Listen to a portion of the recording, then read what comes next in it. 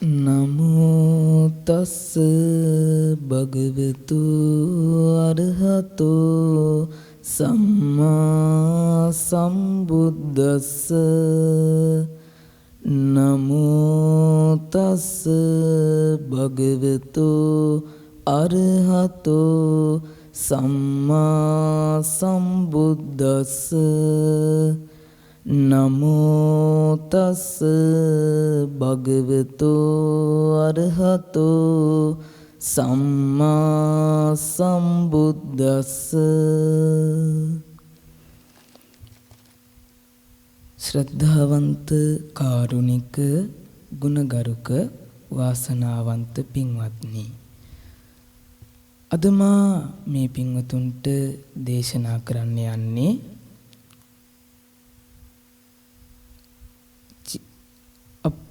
යමක වග්ගයේ තිබෙන ගාථාවක්. ඒ ගාථාව දේශනා කළේ ලෝතර තථාගත සම්මා සම්බුදු පියාණන් වහන්සේ සවැත් නුවර වාසය කරන කාලයේදී පූතිගත් තිස්ස තෙරුන් වහන්සේ අරබයා.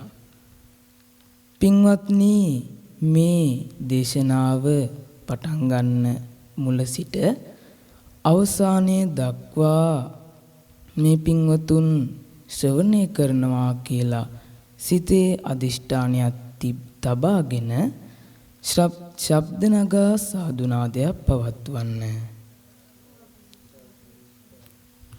පින්වත්නි, ලෝතර තථාගත සම්මා සම්බුදු පියාණන් වහන්සේ සවැත් නුවර ජේතවනාරාමයේ වැඩ වාසය කරන කාලයේදී එක්තරා කුල පුත්‍රයෙක් ලෝතර තථාගත සම්මා සම්බුදු පියාණන් වහන්සේගේ ධර්මය අසා පැහැදිලා මේ කුල පුත්‍රයා උතුම් වූ පැවිදි වෙනවා.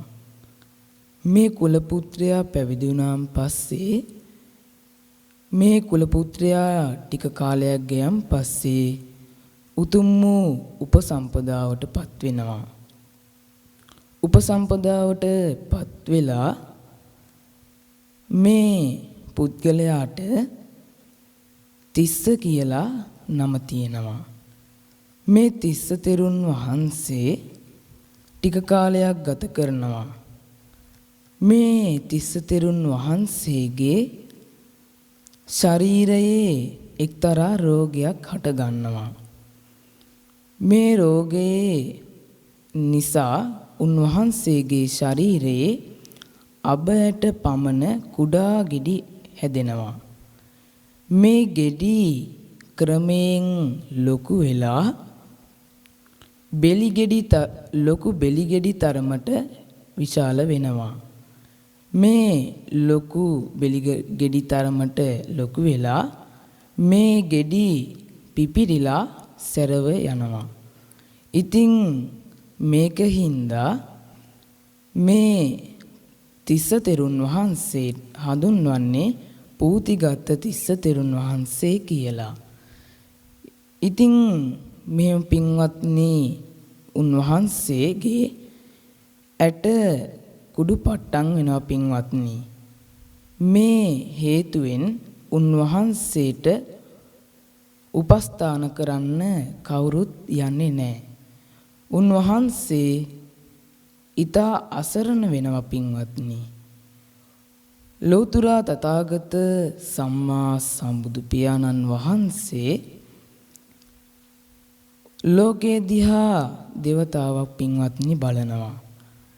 මේ ලෝකේ දිහා බලද්දී මේ පූතිගත් තිස්ස තෙරුන් වහන්සේව මේ ලෝතර තථාගත සම්මා සම්බුදු පියාණන් වහන්සේගේ ඥාන දැලට අහු වෙනවා. මේක දකිනවා මේ ලෝතර තථාගත සම්මා සම්බුදු පියාණන් වහන්සේ. දැකලා මේ බුදු පියාණන් වහන්සේ හිතනවා මේ තිස්ස තෙරුන් වහන්සේට රහත් වෙන්න පින් තියෙනවා.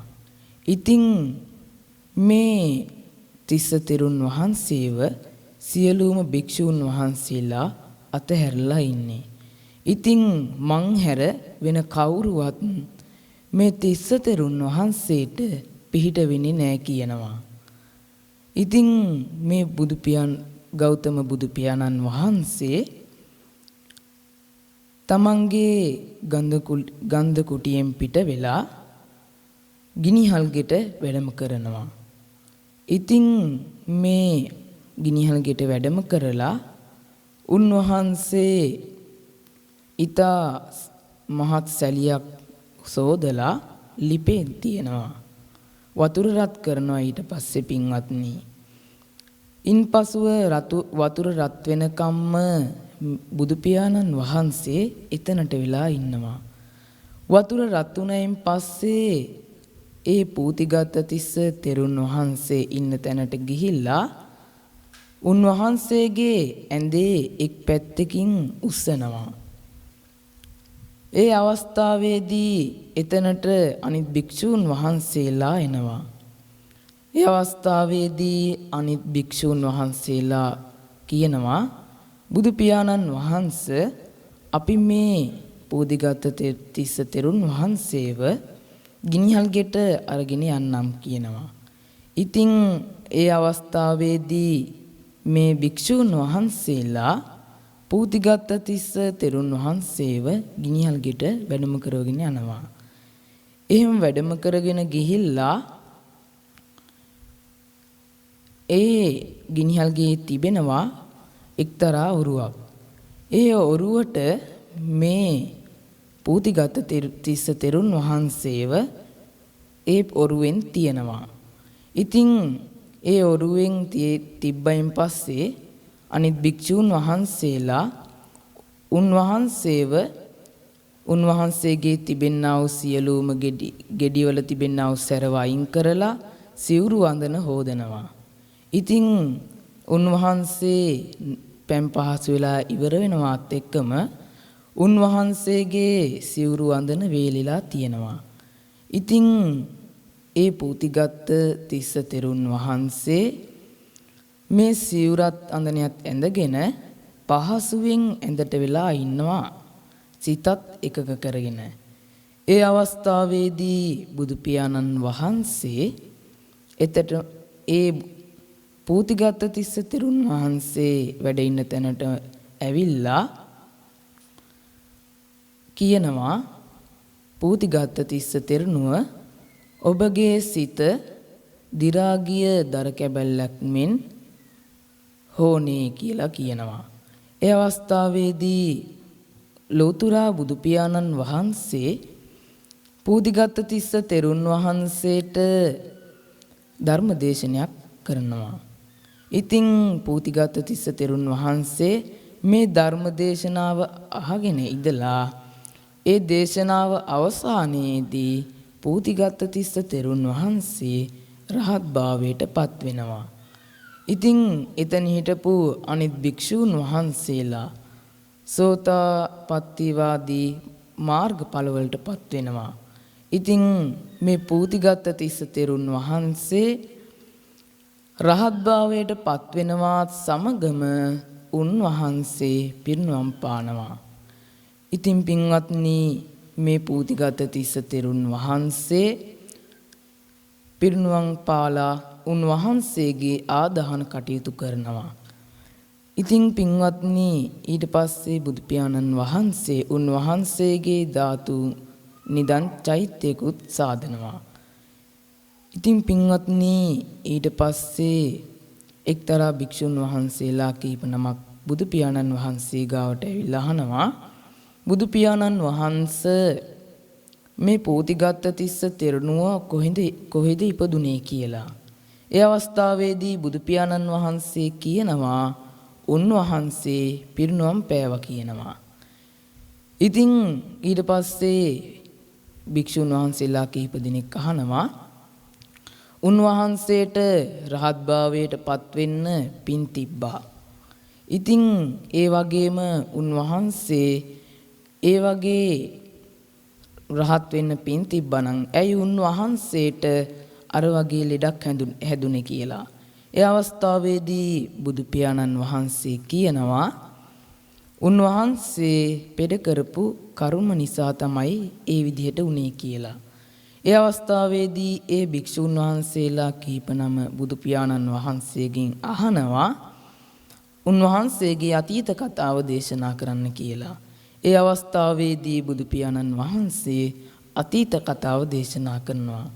පින්වත්නි මේ තිස්ස තෙරුන් වහන්සේ පෙර ආත්මයේදී කාශ්‍යප බුදු පියාණන් වහන්සේගේ කාලයේ ඉපදෙනවා. ඉපදිලා මේ පුද්ගලයා වටුව මරණ කෙනෙක් වෙලායි තමයි ඉපදෙන්නේ.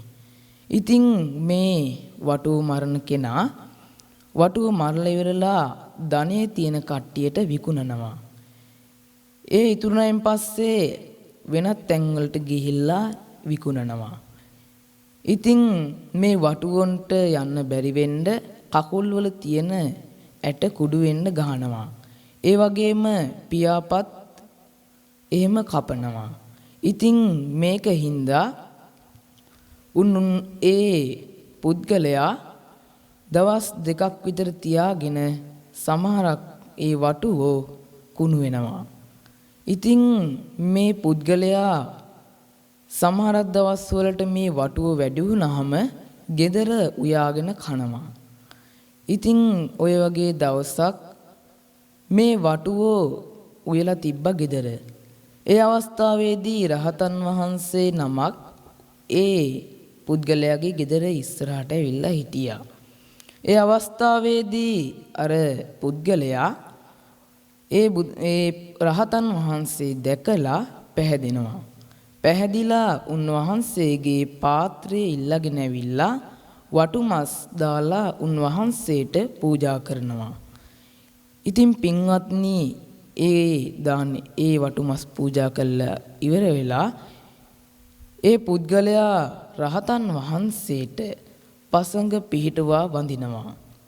ඉතින් පින්වත්නි ඒ පුද්ගලයා අවස්ථාවේදී කියනවා ඔබ වහන්සේගේ අද දිනේ සාර්ථක භාවයට පත් වෙනවා වගේම මගේ ජීවිතයත් අද සාර්ථක භාවයට පත් වේවා කියලා ඒ පුද්ගලයා කියනවා. ඉතින් ඒ අවස්ථාවේදී රහතන් වහන්සේ එසේම වේවායි කියනවා. ඉතින් පින්වත්නි අර රහතන් වහන්සේ කෙරෙහි සිත පහදවාගෙන ඒ පුද්ගලයා වැඳ හින්දා ඒ පුද්ගලයාට ගෞතම බුදුහාඳුනන්ගේ ශාසනයේදී රහත් භාවයට පත් වෙන්න පුළුවන් වුණා. ඒ වගේම අර වටුව මරපු නිසා ඒ පූතිගත තිස්ස තෙරුන් වහන්සේගේ ශරීරයේ ඒ ගෙඩි ඇවිල්ලා සැරව ගලන්න වුණා පින්වත්නි. ඒ වගේම උන්වහන්සේ අනාථ වුණා. ඉතින් බලන්න පින්වත්නි මේ පූතිගත තිස්ස තෙරුන් වහන්සේ පෙර ආත්මයේදී කොපමණ පවක් කරගෙන තිබෙනවාද? ඉතින් පින්වත්නි මේ පින්වතුනොත් අද ඉඳන් අදිෂ්ඨානයක් ඇති කරගන්න මමද මේ වගේ සතුම් මැරීමේ සතුම් මැරීමේ ඒ දෙයින් වැළකෙනවා කියලා හිතේ අදිෂ්ඨානයක් තියාගෙන ශබ්ද නගා සාදුනාදයක් පවත්වන්න. හොඳයි පින්වත්නි දෙවියන්ට ගාථා කියමින් පින් අනුමෝදන් කරමු. ආකාසට්ටා ච බුම්මට්ටා දේවානාගා මහිද්దికා පුඤ්ඤන්තං අනුමෝදිත्वा චිරං රක්ඛන්තු ශාසනං චිරං රක්ඛන්තු දේශනං චිරං රක්ඛන්තු මං පරං ඉදම්මේ ඥාතිනං හෝතු සුඛිතා හොන්තු ඥාතයෝ ඉදම්මේ ඥාතිනං හෝතු සුඛිතා හොන්තු ඥාතයෝ ඉදම්මේ ඥාතිනං හෝතු සුඛිතා හොන්තු ඥාතයෝ. සියලු දෙනාටම තෙරුවන් සරණයි.